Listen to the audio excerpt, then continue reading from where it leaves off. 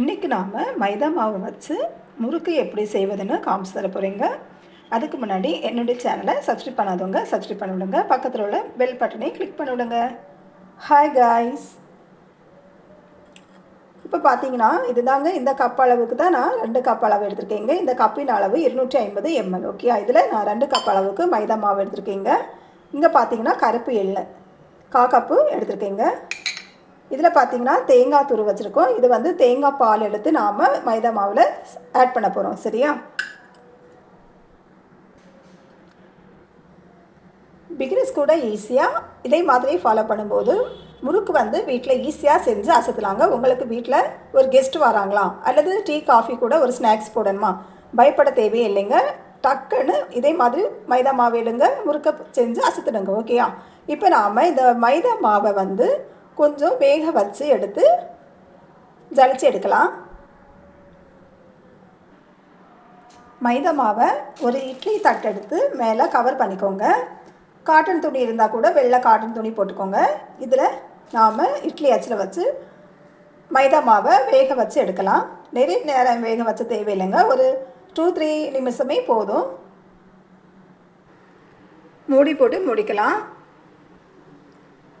இதை அப்படியே ஒரு ஓரமாக இருக்கட்டுங்க. இப்போ நாம் எடுத்து வச்சுருக்கோம்ல தேங்காய், அதை மிக்ஸி ஜாரில் போட்டு தேங்காய் பால் எடுக்கலாம்.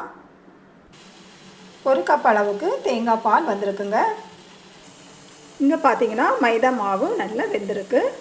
ஸ்டவ் ஆஃப் பண்ணிவிட்டு வெளியே எடுக்கலாங்க. மாவை நல்ல மாவறுப்பில் ஜலிச்சு எடுக்கலாங்க.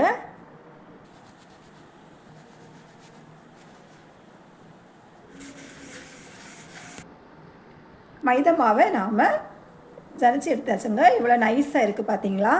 இப்போ நாம் இதில் ஏற்கனவே எடுத்து வச்சுருக்கோம் இல்லை கருப்பு எள்ளு, அதை சேர்க்கலாம்.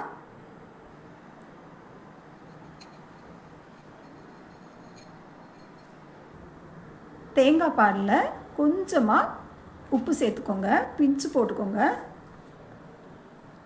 கொஞ்சமாக கிள்ளு போட்டாலே போதுங்க. தேங்காய் பாலை கொஞ்சம் கொஞ்சமாக சேர்க்கலாங்க. கரண்டி வச்சு கிண்டு விட்டுக்கோங்க, அல்லது நீங்கள் கை வச்சியும் கூட மாவை நல்லா சேர்த்து எடுக்கலாம். எந்த பக்குவத்தில் நாம் எடுக்கணும்னா, நமக்கு இடியப்பம் எடுப்போம் பார்த்தீங்களா, இடியப்பத்துக்கு நாம் மாவு சேர்ப்போம் இல்லை, அதே மாதிரி கரெக்டான பக்குவத்தில் நாம் எடுக்கணும். கொஞ்சம் கொஞ்சமாக தேங்காய் பால் சேருங்க. அதிகமாக நீங்கள் சேர்க்க வேண்டாம், கொஞ்சம் கொஞ்சமாக சேர்த்து மாவை கிண்டு விட்டு சேர்த்துக்கோங்க. மாவை நாம் சேர்த்தாச்சுங்க. இது கரெக்டான பக்குவம். சரியா? நாம் இடியப்பத்துக்கெல்லாம் எடுப்போம் இல்லை, அதே மாதிரி நல்லா அடித்து வச்சுக்கோங்க. இப்போ நாம் அச்சு எடுக்கலாங்க.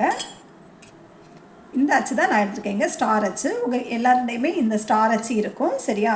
உங்களுக்கு எந்த தேவையா அதை நீங்கள் எடுத்துக்கோங்க. நான் வந்து இந்த அச்சு தான் எடுத்துருக்கேங்க. இதில் தான் முறுக்கு நாம் பண்ண போகிறோம். ஒரு கடாய் எடுத்துக்கோங்க. தேவையான அளவு குக்கிங் ஆயில் சேர்த்துக்கோங்க. சமையல் எண்ணெய். எண்ணெய் நல்லா சூடாகிட்டுங்க. இப்போ நாம் ரெடி பண்ண வச்சுருக்க முறுக்கை எடுத்து இதில் போட்டு பொரிச்சு எடுக்கலாம்.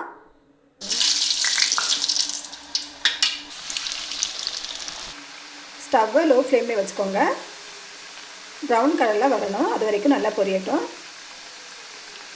இப்படி பண்ணுங்கள். முறுக்கு நல்ல டேஸ்ட்டாக இருக்குங்க, மொறுமொறுப்பாக நல்லா இருக்கும். குழந்தைங்க கூட விரும்பி சாப்பிடுவாங்க.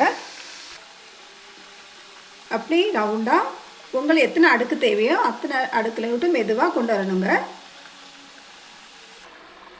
உங்களுக்கு எத்தனை ரவுண்டு தேவையோ அதுக்கேற்றவாறு எடுத்துக்கோங்க.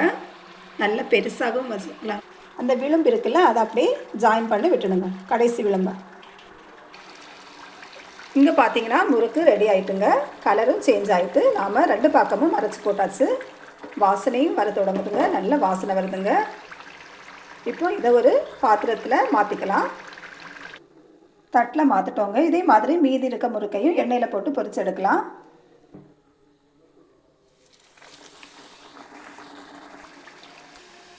முறுக்கு நாம் ரெடி பண்ணிட்டோங்க. அவ்வளவுதாங்க. ஈஸியாக மொறுமொறுப்பாக நல்ல டேஸ்ட்டாக இருக்கக்கூடிய முறுக்கு எப்படி செய்யணும் அப்படின்னு காமிச்சு தந்துட்டேங்க. சொந்தங்களே, நீங்களும் இதே மாதிரி ஒரு வாட்டி ட்ரை பண்ணி பாருங்கள்.